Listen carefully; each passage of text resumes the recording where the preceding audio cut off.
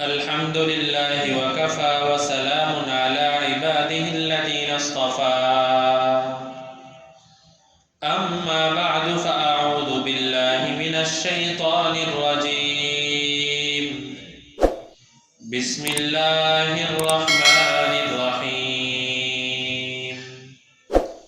فإن تولوا فإن الله عليم بالمفسدين قل يا أهل الكتاب تعالوا إلى كلمة سواء بيننا وبينكم ألا نعبد إلا الله ولا نشرك به شيئا ولا يتخذ بعضنا بعضا أربابا من دون الله فإن تولوا فقولوا اشهدوا بأننا مسلمون يا أهل الكتاب لم تحاجون في إبراهيم وما أنزلت التوراة والإنجيل إلا من بعده أفلا تعقلون صدق الله مولانا العظيم الحمد لله الحمد لله الحمد لله সূরা আলে ইমরানের 63, 64, 65 মোট 3 আয়াত আপনাদের সামনে তেলাওয়াত করেছি। 63 নাম্বার আয়াতে গিয়ে রুকু শেষ হয়েছে। কোরআন মাজিদ যারা নিয়মিত দেখেন, পড়ার অভ্যাস আছে, তারা দেখবেন যে কোরআন শরীফের পৃষ্ঠার ডান পাশে বাম পাশে একটা শব্দ লেখা থাকে রুকু। রুকু শব্দটা লেখা থাকে। তো অনেকে মাঝে মধ্যে আমাদেরকে জিজ্ঞেস করে রুকু মানে কি, এই জায়গায় রুকু দিতে হবে কিনা। যে না, রুকু দিতে হবে না। এই জায়গায় রুকু এটা একটা পরিভাষা। পরিভাষা মানে হলো কোরআন মাজিদের যে কোনো বিষয়ে একটা আলোচনা যখন শেষ হয়ে যায়, নতুন একটা আলোচনা শুরু হয়, তখন ওই মাঝখানে রুকু চিহ্নটা দেওয়া হয়। যে এর আগ পর্যন্ত একটা আলোচনা, এখান থেকে আরেকটা আলোচনা। আবার অনেক সময় এমন হয় একই ঘটনা, তারপরও মাঝখানে রুকু আছে। এটার কারণ হলো একই ঘটনা, কিন্তু ঘটনা এক জায়গায় এখানে শেষ, এই রুকুর পর থেকে নতুন আরেকটা শুরু। এই জন্য মাঝখানে রুকু চিহ্ন দেওয়া হয়। তো এটা একটা বোঝার উপায় যে কোন জায়গায় কোন ঘটনাটা শেষ। কোরআন শরীফ তেলাওয়াত করার সময়ও অনেক সময় রুকু খেয়াল রেখে তেলাওয়াত করতে পারলে ভালো, তাহলে একটা ঘটনা শেষ হলো। অনেক সময় এটা আমরা আমাদের অভ্যাসের কারণে অনেক সময় করে ফেলি। এটা ভুল বা খারাপ তা বলতেছি না, বোঝানোর জন্য বলছি। অনেক সময় আমরা পৃষ্ঠার শেষ পর্যন্ত পড়ি, পরে কোরআন শরীফটা বন্ধ করে রেখে দিই। কিন্তু পৃষ্ঠা শেষ পর্যন্ত যে জায়গায় গিয়ে আমি রেখে দিলাম, দেখা গেল ওই জায়গায় গিয়ে অর্ধেক কথা হয়েছে, সামনে আরেকটা কথা হলে কথাটা শেষ হবে ওই কথাটা অপর পৃষ্ঠায়, না আমি তো মাঝখানেই বন্ধ করে দিচ্ছি। এটা অনেক সময় আমরা অর্থের দিক তো আর বুঝি না, খেয়াল করা হয় না, এই জন্য এইভাবে। তো কোরআন শরীফ আমরা যখন পড়ব, বিশেষ করে রমজান মাস আসছে, এই সময়গুলোতে কোরআন শরীফ অনেক মানুষ তেলাওয়াত করেন। অফ করতে হলে রুকু খেয়াল করে অথবা সূরা শেষ করে অফ করা, পড়া বন্ধ করতে পারলে ভালো। এটা তাহলে অর্থের একটা মিল থাকে। একটা উদাহরণ দেই আপনাদেরকে, বুঝবেন তাহলে। 18 পারায় 11 নাম্বার পৃষ্ঠায় একদম পৃষ্ঠার শেষে আছে, মসজিদ হলো এমন একটি জায়গা যেই জায়গার মধ্যে একমাত্র আল্লাহর আওয়াজ নিয়ে কথা হবে, অন্য কোনো আওয়াজ নিয়ে কথা হবে না। 18 পারায় আছে। এই জায়গায় গিয়ে যে কথা এতটুকু বললাম না, এতটুকু গিয়ে পৃষ্ঠা শেষ। কিন্তু এর পরের পৃষ্ঠায় আছে, আর এই আল্লাহর আওয়াজ নিয়ে শুধুমাত্র তারাই কথা বলতে পারবে যাদেরকে ব্যবসা বাণিজ্য চাকরি বাকরি কোনো কিছু আল্লাহর স্মরণ থেকে তাকে দূরে সরাতে পারে না, তারাই কথা বলতে পারে। এবার বলে দুইটা কথা মিলে পরে কিন্তু কথাটা পরিপূর্ণ হবে। কিন্তু আমরা ওই রুকু খেয়াল না করে যারা তেলাওয়াত করি, পৃষ্ঠা খেয়াল করে যারা তেলাওয়াত করি, অনেক সময় এমন হয় ওই জায়গায় গিয়ে পৃষ্ঠা বন্ধ, পরের দিন এসে কি করলাম, কোরআন শরীফ খুলে পরের পৃষ্ঠা থেকে পড়া শুরু করলাম। তারাই আলোচনা করার দাবি রাখে, যারা সেখান থেকে যাদেরকে আল্লাহর স্মরণ ভুলায় না। কারা আলোচনার দাবি রাখে, কোথায় আলোচনার দাবি রাখে, কিছুই তো জানি না। কথা বুঝতে পারছেন নাকি? অনেক সময় অনেক মসজিদেও নামাজ পড়লে দেখা যায় যে এই ইমাম সাহেবরা অনেক সময় ওই 12 নম্বর পৃষ্ঠার শুরু থেকে তেলাওয়াত শুরু করে, অর্থ কিন্তু মিল থাকে না। নিয়ম হলো ফি বুয়ুতিন আদিনাল্লাহ আন তুরফা ওয়া ইউযকারা ফিহা ইসমুহু ইউসাব্বিহু লাহু ফিহা বিল গুদুবি ওয়াল আসালি রিজাল। এই যে রিজাল শব্দটা, এটা হলো 12 নম্বর পৃষ্ঠায়। বিষয়টা বুঝে আসছে? এটা সূক্ষ্ম কথা বললাম। তো এই সূরা আলে ইমরানের প্রথম আজকে যে আয়াতটি তেলাওয়াত করছি, 63 নম্বর আয়াত। এই আয়াতটি মূলত আগের সাথে সম্পর্ক রাখে, যেহেতু এখানে গিয়ে রুকুটা শেষ হয়েছে। আগের সাথে কি সম্পর্ক?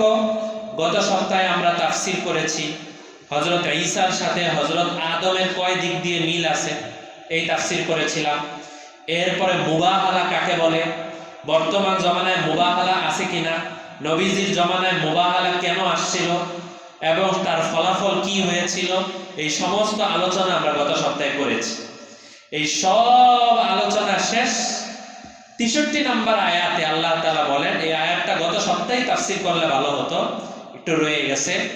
এই আয়াতে আল্লাহ তাআলা বলেন ফাইন তাওয়াল্লাউ ফাইন্নাল্লাহা আলীমুম বিল মুফসিদিন। জেনে রাখো, আমার এত পরিষ্কার কোরআনের বিধান পাওয়া সত্ত্বেও তাওয়াল্লাউ, যারা কোরআনের বিধান থেকে ঘাড় ঘুরিয়ে নেয়। তাওয়াল্লাউ মানে ঘাড় ঘুরিয়ে নাও। আমরা কি বলি, ঘাড় মটকানো, ঘাড় টেরামি বলি, এরকম বলি আর কি, এক একজন এক একটা বলি। এক কথায় কথা না মানা, মুখ ফিরিয়ে নাও। আল্লাহ বলেন ফাইন তাওয়াল্লাউ, কেউ যদি আমার কোরআনের আয়াত থেকে মুখ ফিরিয়ে নেয়, ফাইন্নাল্লাহা আলীমুম বিল মুফসিদিন, আল্লাহ বলেন নিশ্চয়ই আল্লাহ তাআলা সমাজের মধ্যে যারা বিশৃঙ্খলা সৃষ্টি করে তাদের ব্যাপারে আল্লাহ তাআলা বড় খবর রাখেন। দেখেন, এখানে কিন্তু সমাজের মধ্যে বিশৃঙ্খলা সৃষ্টিকারীদেরকে নিয়ে কোনো আলোচনা হচ্ছে না, আলোচনা হচ্ছে কোরআন শরীফ থেকে মুখ ফিরিয়ে নেওয়া, নবীজির হাদিস থেকে মুখ ফিরিয়ে নেওয়া। তো আল্লাহ বললেন যারা কোরআনের আয়াত থেকে মুখ ফিরিয়ে নেয়, নিশ্চয়ই আল্লাহ তাআলা সমাজের মধ্যে বিশৃঙ্খলা সৃষ্টিকারীদেরকে আল্লাহ তাআলা খবর রাখেন। এর দ্বারা কি বোঝা যায়, যারাই কোরআনের আয়াত থেকে মুখ ফিরিয়ে নেয় তারা যতই শান্তির দাবিদার হোক, তারা মূলত বিশৃঙ্খলা সৃষ্টিকারী। এটা স্পষ্ট আয়াত দ্বারা। হ্যাঁ, কোরআনের আয়াত বাদ দিয়ে, হাদিসের নিদর্শন বাদ দিয়ে, নির্দেশনা বাদ দিয়ে যদি কেউ নিজের মতো করে, নিজের গবেষণায়, নিজের একটা রুচিতে অনেক শান্তি শৃঙ্খলা আনতে চায়, দেখা যাবে একদিক দিয়ে শান্তি শৃঙ্খলা আনে আর আরেক দিক দিয়ে অশান্তি শুরু হয়।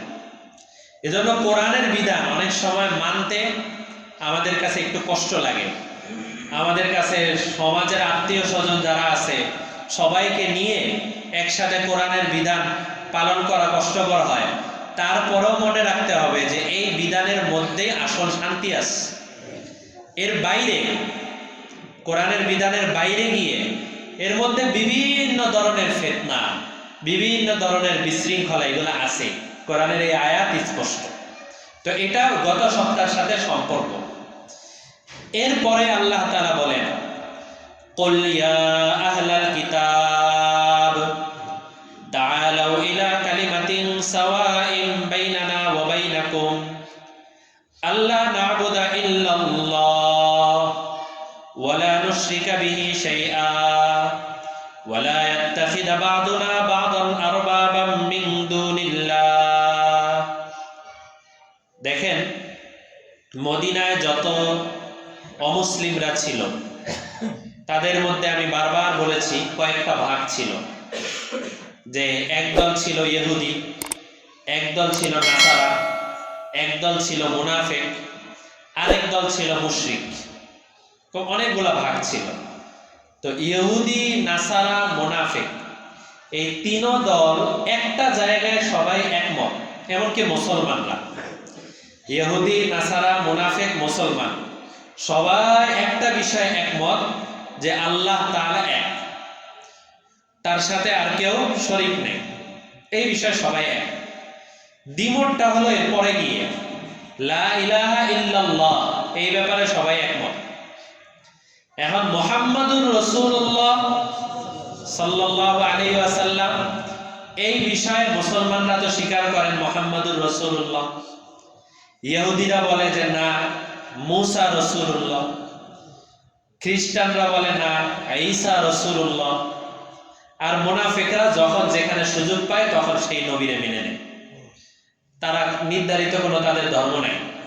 তাদের যখন মনে চায় ইহুদিদের সাথে গিয়ে চা খেতে, ওখানে গিয়ে চা খায়, আবার মনে চাইলে নাসারাদের সাথে, এবং বলে এক পাড়ার মধ্যে গেছে তাফসিরে, এবং তারা বলে যে আরে আমরা ওই দলের সাথে ওই যে ওই দিন চা খাইতে দেখছো, ওইটাতে এমনি, ওইটা এমনি ওদের সাথে তাল দিছে, আসলে তো আমি তোমার দলের লোক। মুনাফিকদের অভ্যাস হলো এটা। ওয়াইদা খালাউ ইলা শায়াতিনিহিম, যখনই তারা বড় বড় নেতাদের সাথে মিলে ক্বালু ইন্না মাআকুম, আসলে তো আমরা তোমাদের, ইন্নামা নাহনু মুস্তাহজিউন, ওই যে মুসলমানদের সাথে গিয়ে একটু নামাজ পড়ি, ওদের সাথে গিয়ে একটু ঘোরাফেরা করি, ওগুলা ঠাট্টা বিদ্রুপ করি, আমরা ওদের সাথে মজা করি, ওদের সাথে একটু তাল দিয়ে চলি, মুস্তাহজিউন, ঠাট্টা করা। এটা হলো এক শ্রেণীর। তো আল্লাহ তাআলা এই আয়াতের মধ্যে বিশেষ করে এই যত ইহুদি, নাসারা, মুনাফিক যারা আছে সবাইকে একটা কথা বলার জন্য আল্লাহ তাআলা ডাক দিয়েছেন। কি ডাক? উল, হে নবী আপনি বলেন, ইয়া আহলাল কিতাব, হে আহলে কিতাব যারা আছো তোমরা, তাআলাও, আসো আমরা একসাথে মিশে যাই। কোন দিক থেকে? ইলা কালিমাতিন সাওয়াইন বাইনানা ওয়া বাইনাকুম, একটা বিষয় তো তোমরা আর আমরা সবাই একমত। ইলা কালিমা, এমন একটা কালেমার বিষয়, সাওয়াইন বাইনানা ওয়া বাইনাকুম, আমরাও সেটা স্বীকার করি, তোমরাও সেটা স্বীকার করো। সেটা কি? আল্লাহ না'বুদা ইল্লাল্লাহ, আমরা আল্লাহ ছাড়া আর কারো ইবাদত করব না। ওয়ালা নুশরিকা বিহি শাইআ, আমরা আল্লাহর সাথে অন্য কাউকে শিরিক করব না। এই দুইটা বিষয়। ওয়ালা ইয়াত্তাখিযা বা'দুনা বা'দান আরবাবা মিন দুনিল্লাহ, তৃতীয় আরেকটা বিষয় হলো আমাদের মধ্যে কেউ কোনো মানুষ অথবা অন্য কোনো মাখলুক অথবা মূর্তি অথবা যাই হোক না কেন এগুলোর কাউকে রব বানাবে না, শুধুমাত্র আল্লাহ তাআলাকে রব বানাবে। এই বিষয়ে তো আমরা সবাই একমত। তাহলে আসো এই বিষয়েই আমরা সবাই একত্রিত হই। আমাদের নবীজি যখন তাদেরকে ডাক দিলেন, এই বিষয়ে কিন্তু তারাও স্বীকার করে, কিন্তু এই ডাক দেওয়ার পরেও তাদেরকে নবীজি একত্রিত করতে পারেন নাই। যে ঠিক আছে আমাকে নবী মানলে না, আসো আসো আমরা বসি, দেখি, আমরা নিজেরা কথাবার্তা বলি, এরপর একটা সিদ্ধান্তে পৌঁছে যাই। তুমি যদি তাওরাত মানতে চাও তাওরাত মানো, তোমরা যদি ইনজিল মানতে চাও ইনজিল মানো, যাদের যেটা মনে চায় ওটা মানো। যেই কিতাবই মানো না কেন ওই কিতাবের মধ্যেই আছে শেষ জমানায় একজন নবী আসবে যার হিজরতের জায়গা হবে খেজুর গাছের জায়গা, এবং সব আকার আকৃতি দেওয়া আছে, ওইগুলো অনুযায়ী তো আমার উপরে তোমাদের ঈমান আনতে হবে, তাই না? তোমাদের নিজেদের কিতাব মানলেই তো ওটার উপরে ঈমান আনতে হবে, আলাদা করে আমার কথা তো মানার দরকার নেই। আল্লাহ তাআলা এরপরে বলে দিচ্ছেন ফাইন তাওয়াল্লাউ, দেখবেন ইয়া রাসূলুল্লাহ আপনি এদেরকে ডাক দিলেও এরা মুখ ফিরিয়ে নেবে, এরা আপনার সাথে বসতেও পারবে না, আপনার কাছেও থাকতে পারবে না। ফাকুলু ইশহাদু বিআন্না মুসলিমুন, তখন আপনি তাদেরকে জানায়া দেন, হে ইহুদিরা, হে নাসারারা, তোমরা যারাই আছো না কেন তোমরা সাক্ষী থাকো আমরা সবাই আল্লাহর জন্য নিজেকে সারেন্ডার করে দিলাম, মুসলিমুন, আমরা সবাই মুসলমান হয়ে গেলাম, এই কথা ঘোষণা দিয়ে দাও। কেন? এখানে তো উচিত হলো স্বাভাবিকভাবে ঘোষণা না দিয়ে কেন আসবেন না, কেন বসবেন না, আসেন আমরা বসি, আসেন আমরা কথাবার্তা বলি। কিন্তু ইসলামের একটা শিক্ষা হলো, আমরা অনেকদিন জুমার বয়ানে ইবাদুর রহমানদেরকে নিয়ে আলোচনা করছিলাম না, রহমানের প্রিয় বান্দা।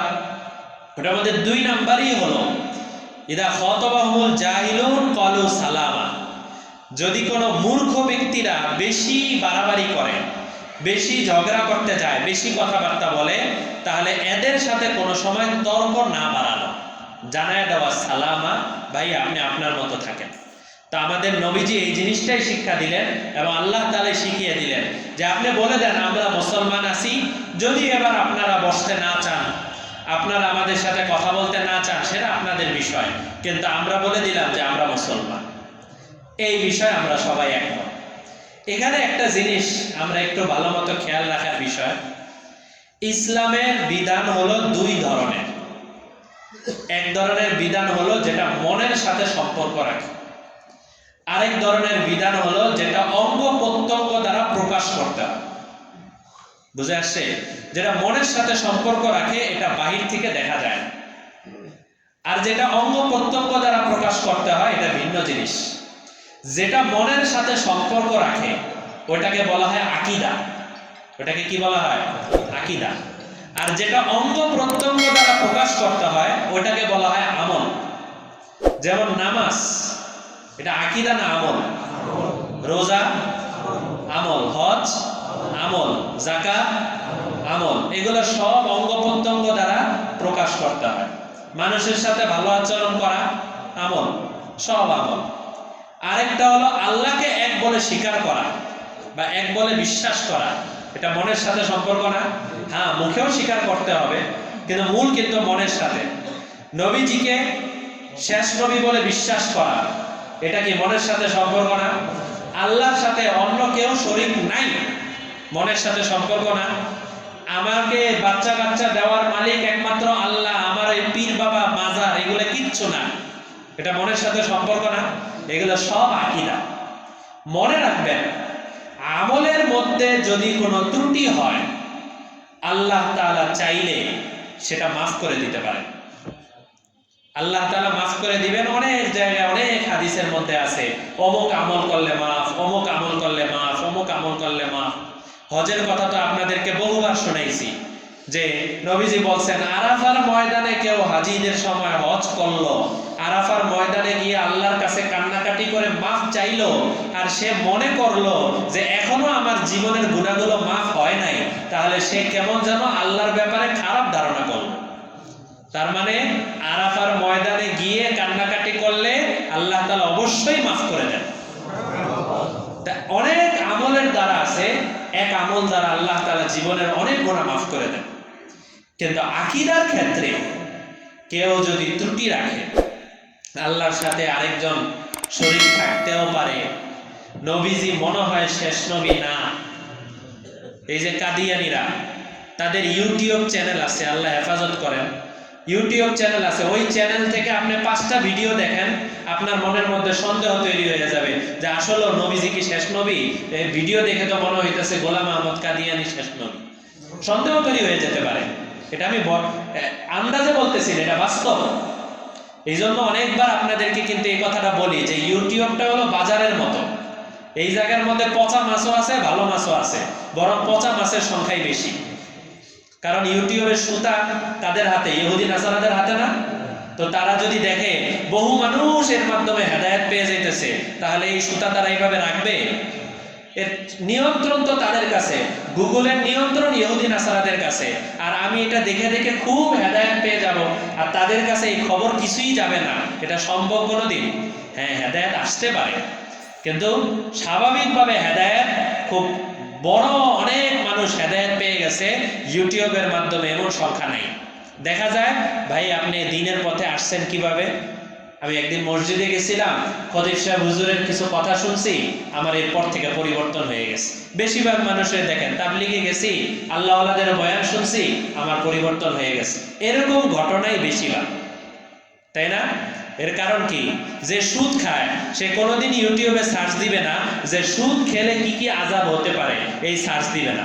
কিন্তু হুজুরের সামনে আসলে ভালো কথাও তার কানে পড়বে, আবার ওই অ্যান্টিবায়োটিক যেগুলো আছে ওগুলোও কানে পড়বে, তাই না?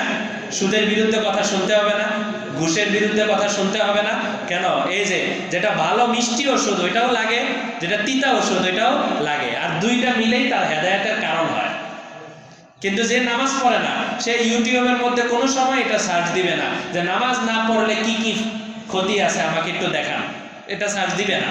সে সার্চ দিবে উল্টা পাল্টা, হুজুরদের কি কি দোষ আছে একটু বাইর করে দেখান। এরকমই কিন্তু বেশিরভাগ। তো আমি যে কথাটা বলতে চাচ্ছি সে কথা ভালো করে বুঝেন।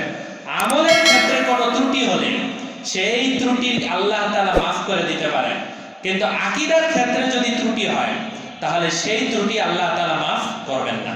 শিরিক করলে, নবীজিকে শেষ নবী বলে বিশ্বাস না করলে, আল্লাহ রসুলের সাহাবায়ে কেরাম যারা আছে তাদেরকে নিয়ে বিভিন্ন ধরনের কটূক্তি করলে, বিভিন্ন নবীদেরকে নিয়ে বদনাম করলে, এগুলা সব হলো আকীদার বিষয়। এই জন্য আকীদাটা খালেস হওয়া, পরিশুদ্ধ হওয়া, এটা আমাদের জন্য জরুরি। তবে উম্মতের মধ্যে যত ওলামায়ে কেরাম আছেন, হক্কানি ওলামায়ে কেরাম, সবাই কারো মধ্যে আকীদার ব্যাপারে কোনো ধরনের মতভেদ নাই। সমস্ত ওলামায়ে কেরাম সবাই বলেন আল্লাহ তাআলা এক, সবাই বলেন নবীজি শেষ নবী, সবাই সাহাবীদের ব্যাপারে একই কথা বলেন, নবীদের ব্যাপারে একই কথা বলেন। সবাই এই ব্যাপারগুলোতে, আকীদার বিষয়গুলোতে, মনের বিষয়গুলোতে সবাই একমত। দ্বিমত যেটা দেখা যায় সেটা হলো আমলের বিষয়। তাও আমলের মধ্যে যেটা কোরআন হাদিস দ্বারা অকাট্যভাবে প্রমাণিত, ওইটার মধ্যেও কোনো দ্বিমত নাই। নামাজ কেউ 6 ওয়াক্ত এটা বলছে, রোজা 2 মাস ফরজ কেউ বলছে, বলে না। এগুলা যেগুলো অকাট্যভাবে প্রমাণিত, এগুলোর ব্যাপারে ওলামায়ে কেরামের কোনো মতভেদ নাই। তাহলে আকীদার ব্যাপারেও নাই, আমলের মধ্যে যেটা অকাট্যভাবে প্রমাণিত সেটার মধ্যেও নাই। তাহলে মতভেদ নিজেদের মধ্যে কোন জায়গায় হয়? দেখা যায় কোরআন হাদিসের মধ্যে আমাদের নবীজি একটা আমল করেছেন, আরেক হাদিসে পাওয়া যায় আরেকটা আমল করেছেন। এখন দুইটা হাদিস দুই রকম, তখন দেখা যায় কোন কোন ওলামায়ে কেরাম এক হাদিসের উপরে আমল করেন, কোন ওলামায়ে কেরাম আরেক হাদিসের উপরে আমল করেন। এইভাবে কিছু মতভেদ হয়েছে, দোনোটার উপরে আমল হয়েছে। ফলাফল দেখা যায় যে আমাদের নবীজির দোনো আমলকে আল্লাহ তাআলা জিন্দা রাখছেন। এই আমলও জীবিত, এই আমলও জীবিত। কিন্তু ইসলামকে যদি সর্বভাবে উন্মুক্ত করে দেওয়া হয় যে যার মনে চায় এটা নেবা, যার মনে চায় ওইটা নিবা, তাহলে দেখা যাবে যার যখন সুবিধা যেটা সে তখন ওইটা অনুযায়ী আমল করবে। সে তখন ইসলামটাকে একটা খেয়াল তামাশা বানায়নি। যেমন রক্ত বের হয়ে যদি গড়ায়া পড়ে যায় তাহলে নামাজ ভেঙে যায়, ওযু ভেঙে যায়। শাফি রহমতুল্লাহ আলাইহি বলছেন ওযু ভাঙে না। এখন আমি ওযু করতে আসি, এখন শীতকাল সময়, এখন আমি ধরে নেব আরে এখন ওযু করা ঝামেলা, যা এবার আমি ওই হাদিসের উপরে আমল করব। আবার যখন ওযু করতে মন চাবে তখন আমি এবার এই হাদিসের উপরে আমল করব। এখন দুই ধরনের ঝামেলা হয়ে গেল। এই জন্য পরবর্তীতে সাহাবীদের পরে যারা তাবেঈন ছিলেন, নবীর পরে সাহাবী, সাহাবীদের পরে তাবেঈন, তাবেঈনদের মধ্যে অনেক ধরনের মতভেদ ছিল, কিন্তু সমস্ত ওলামায়ে কেরাম একটা বিষয়ে একমত হয়েছেন যে আমরা যত মাসালা আবিষ্কার করি না কেন, আমরা দেখতে পাই আমরা আবিষ্কার করতে করতে করতে করতে শেষ সিদ্ধান্তে যেই জায়গায় গিয়ে পৌঁছি, ইমাম আবু হানিফা বহু আগেই ওই সিদ্ধান্ত দিয়ে গেছে। এর দ্বারা উদ্দেশ্য কি?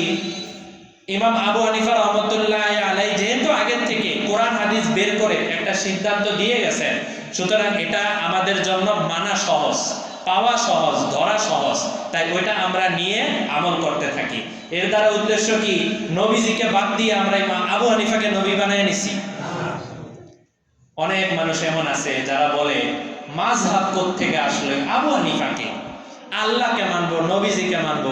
কয়েকদিন পরে দেখবো যে আপনি জিজ্ঞেস করলেন এই ভাই এই আমলটা এইভাবে করতে হবে, এই তুমি কোথায় পেয়েছো? তা আমাদের খতিব সাহেবের মুখ থেকে শুনছি। খতিব সাহেব আবার কি? আরে আপনি যে বললেন খতিব সাহেবের মুখ থেকে শুনছি, উদ্দেশ্য কি খতিব সাহেবকে নবী বানায় দেওয়া? খতিব সাহেবের থেকে সহযোগিতা নেওয়া। তিনি আমার মাধ্যম আল্লাহ পর্যন্ত পৌঁছান, তার কাছ থেকে দ্বীনের জ্ঞানগুলো শিখি। তো এটা আমার মাধ্যম। হযরত ইমাম আবু হানিফা রাহমাতুল্লাহ আলাইহি তার জীবনে 12 লক্ষ মাসালা বের করে গেছেন। 12 লক্ষ মাসালা।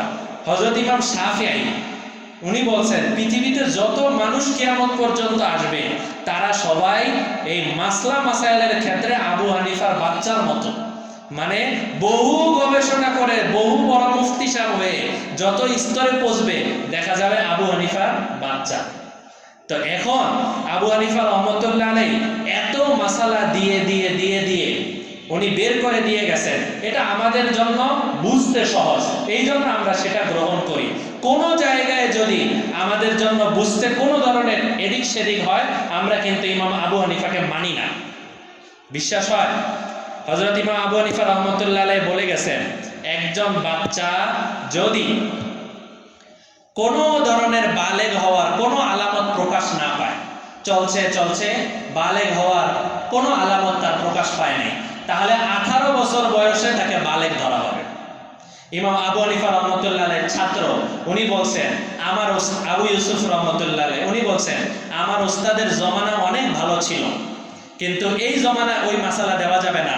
কোনো মানুষের মধ্যে যদি বালেগ হওয়ার কোনো প্রমাণ না পাওয়া যায় তাহলে 15 বছর বয়সেই তাকে বালেগ ধরা হবে। এখন পর্যন্ত সমস্ত ওলামায়ে কেরাম এমনকি যারা মাযহাব মানে না তারা পর্যন্ত বলে যে 15 বছরই একজন বাচ্চা বালেগ হবে, কিন্তু এটা কোরআন থেকে অথবা হাদিস থেকে স্পষ্ট একটা হাদিস দেখা অথবা একটা আয়াত দেখা কোথাও হবে না। তাহলে ওনারা কোত্থেকে পাইলেন? বহু হাদিস একত্রিত করে গবেষণা করে করে করে করে এরপরে একটা সামারা একটা ফলাফল বের করছেন। আমাদের জন্য এটা সহজ, আমাদের জন্য এটা সহজ। যেমন দেখেন, পেঁয়াজের দোকান থেকে যদি আপনি বলেন 1 কেজি পেঁয়াজ দাও, বিনিময়ে আমি তোমার 2 কেজি পেঁয়াজ দিব, তাহলে এটা সুদ। কিন্তু ডিমওয়ালার দোকান থেকে আপনি যদি বলেন একটা ডিম দাও, বিনিময়ে আমি তোমার 2টা ডিম দিব, তাহলে এটা সুদ না। আমি মাসালা বললাম আপনাদেরকে। এখন এটার মধ্যে সুদ, এটার মধ্যে সুদ না। 1 লাখ টাকার বিনিময়ে 2 লাখ টাকা দিতে হবে ব্যাংকে, অথবা 1 লাখ টাকা জমা দিলাম ফেরত পাইলাম 2 লাখ টাকা 5 লাখ টাকা, এটা সুদ। কিন্তু ডিমের দোকানের মধ্যে সুদ না। কেন 2 জায়গায় 2 হুকুম, বিধান কেন ভিন্ন? হযরত ইমাম আবু হানিফা এগুলো সব বের করে দিয়ে গেছেন। কিন্তু আমাদের নবীজির হাদিসের মধ্যে এই ডিম আর টাকা এগুলোকে এভাবে ভেঙে ভেঙে পাওয়া যাবে? সম্ভব? তাহলে ইমাম আবু হানিফাকে আমরা মানার অর্থ কিন্তু এটা না যে আল্লাহ এবং তার রাসূলকে বাদ দিয়ে দিলাম, অসম্ভব। ইমাম আবু হানিফাকে মানতেছি হলো আমাদের জন্য সহজ, বুঝতে এটা সহজ, তাই বলে আমরা উনাকেই ধরে বসে থাকবো, উনার বাইরে গেলে কোনো কিছু মানবো না, এমন কোনো কথা নাই। অনেক সময় আমাদেরকে এই কথাটা বলা হয় যে আল্লাহ একজন, নবী একজন, মাযহাব কেন 4টা? 4টা মাযহাবই সঠিক, যে যেই মাযহাব পালন করুন, তবে যে যে এলাকায় আছে ওই এলাকার মুফতি সাহেবরা, অধিকাংশ মুফতি সাহেবরা যেই মাযহাবের অনুসরণ করে ওই এলাকার মানুষদের জন্য ওই মাযহাবের অনুসরণ করা জরুরি। সুতরাং আমাদের এই জায়গায় এসে যদি কেউ দাবি করে আমি শাফি মাযহাবের অনুসারী, তো শাফি মাযহাবের সমস্ত মাসালার জন্য মুফতি সাহেব পাওয়া যাবে, কিন্তু আবু হানিফার মাসালা বলার জন্য মুফতি সাহেব ঘরে ঘরে পাওয়া যাবে, মাদ্রাসায় মাদ্রাসায় পাওয়া যাবে। তো এই যে যে এই আয়াতটা আছে না, আজকের যে এত লম্বা কথাগুলো কেন বললাম বুঝেন? আজকের যে আয়াতটা, এই আয়াত থেকে ওই ভাইয়েরা অনেক সময় আমাদেরকে ভুল বোঝায়। কোরআনের আয়াত আছে তোমরা আসো সমান কথার দিকে, আমাদের মধ্যে কোনো ভেদাভেদ নাই, কেন আমরা হানাফি শাফি মালিকি হাম্বলির দিকে যাব? এই আয়াত থেকে এটা বের করে। অথচ এই আয়াতে কি আমলের কথা বলা হয়েছে না আকীদার কথা বলা হয়েছে? আকীদার কথা বলা হয়েছে যে আমরা আল্লাহর ইবাদত করব, এর সাথে আর কাউকে শরীক করব না। কিন্তু আকীদার আয়াতটাকে নিয়ে আমলের মধ্যে, তাও ওই ছোটখাটো যে আমলগুলো, বড় বড় আমলের মধ্যে কিন্তু কোনো মতভেদ নাই, ছোটখাটো আমলের মধ্যে নিয়ে এই আয়াত ফিট করে মানুষের মধ্যে সন্দেহ তৈরি করে দেয়। আর মনে রাখবেন, যদি কোনো আওয়াম মানুষ, সাধারণ মানুষের অন্তরের মধ্যে একটা জিনিস ঢুকানো যায় যে আলেমরা অত একটা ভালো না, এরা স্বার্থের জন্য অনেক কাজ করে, এরা টাকার জন্য অনেক কাজ করে, এরা দুনিয়াদার, এরকম যদি কিছু ঢুকায় দেওয়া যায় তাহলে আলেমদের থেকে দূরে সরানো অনেক সহজ। আলেমদেরকে যারা কাজে লাগে তারা ঠিকই কাছে টানে, আবার যারা চায় এদের থেকে দূরে সরাইতে পারলে মানুষকে গোমরা করা সহজ। এজন্য আমাদের সমাজে দুই শ্রেণীর মানুষ দেখবেন। এক শ্রেণীর মানুষ হলো আপনারা যারা আছেন তারা অনেকেই বলেন আলহামদুলিল্লাহ হক্কানি ওলামায়ে কেরামের সাথে আমরা আছি। আর আরেক ধরনের মানুষ আছে যারা বলবে আমগো সাথেও আলেম আছে। কি বলবে? আমগো সাথেও আলেম আছে। যত রাজনৈতিক দল আছে তার সাথে আলেমদের দল থাকে না? তো থাকে কি না? তো আমগো সাথেও আলেম আছে। আরেকটা হলো আমরা আলেমদের সাথে আছি। দুই কথার মধ্যে পার্থক্য আছে কি না? পার্থক্য আছে। তো আমরা আলেমদের সাথে আছি, ওলামায়ে কেরাম যেটা বলবেন ওটার সাথে আমরা আছি, এটা হলো হক তরিকা। আরেকটা হলো আমাদের একটা দল আছে, এর সাথে কিছু আলেম নিয়ে রাখছি, এবার সঠিক বেঠিক ওটা ভিন্ন বিষয়, এটা কিন্তু সহি না। বিষয়গুলো বুঝতে পারছি? তো দেখা যায় এই যে সামনে রমজান মাস আসবে, এই সময় তারাবি নিয়ে এক গ্রুপ, শবে বরাত নিয়ে এক গ্রুপ, শবে কদর নিয়ে এক গ্রুপ, এই বিভিন্ন ধরনের কথাবার্তা। আর আমাদের দেশের সরকার একটা কথা বলে দিছে যে কি, যে মত প্রকাশের স্বাধীনতা, যে যেভাবে মনে চায় সেভাবে মত প্রকাশ করতে পারে, মত প্রকাশের স্বাধীনতা দিয়ে দিছে। এবার যার যেভাবে মনে চায়। আমি এত বছর ধরে আব্দুল্লাহপুর থেকে বাসায় যাই, ভিতরে বাসা উত্তরখানে, বাসায় যাই, কোনো দিন কিছু দেখি নাই। হঠাৎ করে আব্দুল্লাহপুর থেকে একটু পরে এই সুন্দর লাল আলাদা গম্বুজের মতো, হঠাৎ করে কি ব্যাপার, এখানে কি? এখানে পীর বাবার মাজার। এত বছর ধরে আসা যাওয়া করে এই জায়গায় কোনো মাজার ছিল না, হঠাৎ করে এখন এখানে মাজার, এখানে সবাই টাকা পয়সা দিতেছে। কিছুদিন এটা চলছে, এখন দেখি আবার মাজার নেই। আল্লাহ জানে কেউ উঠায় দিছে কিনা, না কি হয়েছে। এই যে দেখেন আমাদের দেশে এই মাজার শুধু একটা গম্বুজ দিয়ে বসাতে পারলেই হলো, এরপরে টাকা পয়সা পড়তে থাকে। ঠিক তেমনি ভাবে রমজান মাসে একটা মাসালা উঠাই দিতেই পারলো, দেখবেন 8 রাকাতের পিছনে বহু মানুষ দৌড়াইতে থাকে। এটা বাস্তব। আল্লাহ তাআলা আমাদেরকে সহিভাবে কোরআনের তাফসীরটা বোঝার তৌফিক দান করেন। আপনারা আমার মহাব্বতের মানুষ, প্রিয় মানুষ, এই জন্য খোলামেলা এই কথাগুলো আলোচনা করি মাঝে মধ্যে, কারণ দরকার। কারণ এটা সমাজের মধ্যে এমন ফিতনা, এমন বিষয়, এটা এইভাবে বোঝানোর মতো অনেক সময় মানুষ পাওয়া যায় না। আল্লাহ আমাদেরকে তৌফিক দান করেন এবং কোরআনের সহি তাফসীর অনুযায়ী সবাইকে আমল করার তৌফিক দান করেন।